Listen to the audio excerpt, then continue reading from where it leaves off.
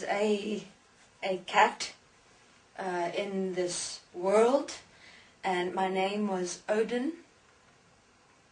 And as you have heard probably, we are beings, we are aware, we experience much more than human beings do actually. We communicate with all the other animals of the world inside ourselves. So even the universe, as with human beings, exists within us as us. So we have interdimensional communication.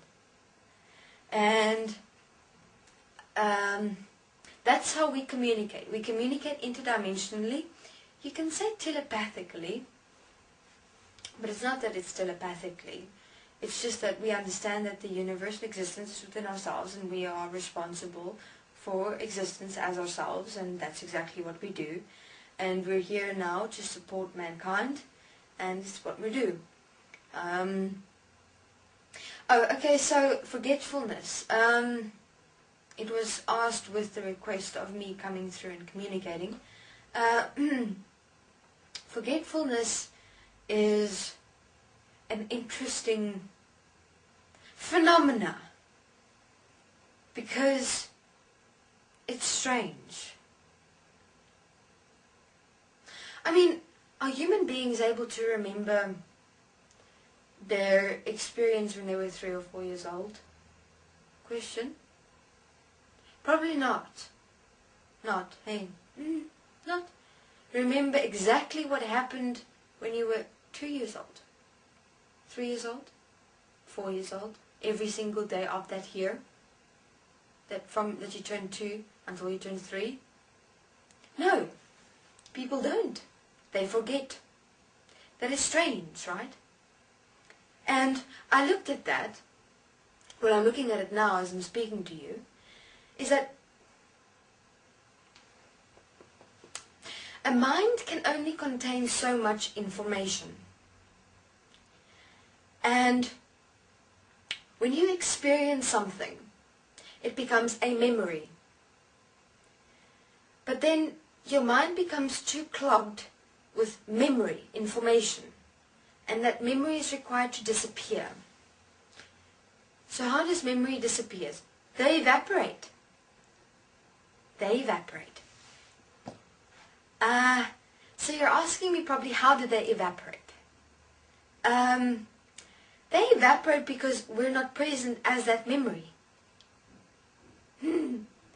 What holds memories together but us? What holds everything together but us? So you have some memories, maybe in your life. Let's say you have a relationship with your current fiancé. You'll probably remember the first date. You know, the music that played, and then you have your song. Why? Because it is an experience that you use to define yourself by. You require that memory to hold on to because that is part of you. And you require to remember it because it brings forth the experience of love and appreciation, and it's just a nice feeling when you go, oh honey, do you remember how we met? Do you remember that beautiful day, night, evening? The song that played, the words. But you don't remember when you're 2 or 3 years old. Why? Because you're not that anymore. You're not that experience anymore. You're not that point anymore when you were 2 or 3 years old. You're not who you were when you were 2 or 3 years old. Have a look, please. So that's why beings forget. When they die, it's the same thing. Because when you die, you're not that memory of who you were on earth. And that memory starts fading away because you're not present as that memory. You're not present as that experience. But we're working on it, to be honest. We're seeing how we're able to maybe bring all the information here, because certainly, although it might fade away, we're here and that memory is us that exists, but we're not defined by that memory.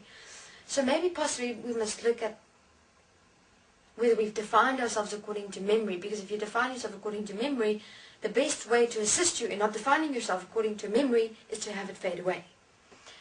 So just maybe use that in terms of the common sense in that perspective, that if you would have kept that memory of you as a baby in 2 years old with you always, would you have expanded in your self-awareness?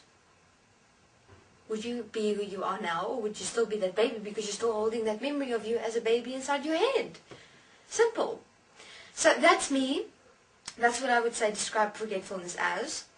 Memory is fading away, and your life is but a memory when you die. Seriously, it's really a memory, and you're not as that memory anymore, and that's why it fades away when you die. Thank you very much. We're working on it, and we'll probably give some more updates as we go along, because in terms of the process of who you are and who you become and who you are right now, that is important, and that's why I say information is important, but not memory. Thank you very much. Okay, bye.